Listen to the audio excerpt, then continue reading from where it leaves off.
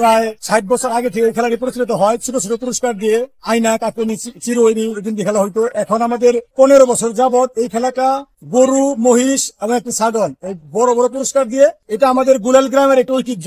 জিততে পারছি, আবার যেন আমরা জিততে পারি, আপনারা দোয়া করেন আমরা আবার জিততে পারি।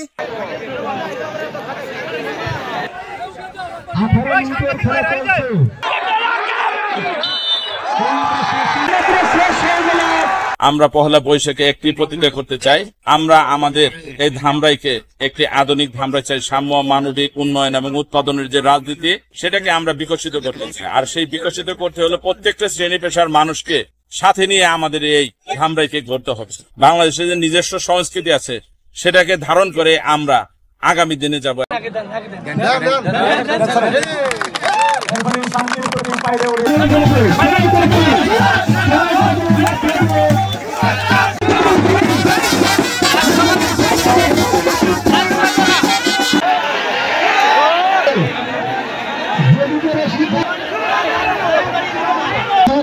শেষ করার জন্য সহযোগিতা করবেন আব্দুল কাদের এবং গোলাম মুস্তাফা। সন্তান আজকের অনুষ্ঠানের প্রিয় অতিথি ঢাকা জেলা যুবদলের সাবেক সহসভাপতি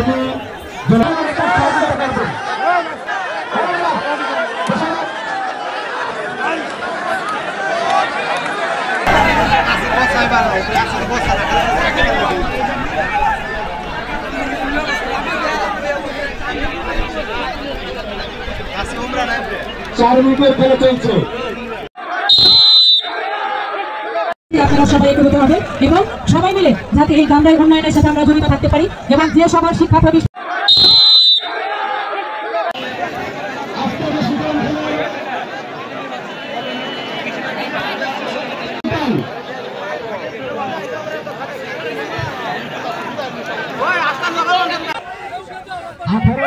হয়েছে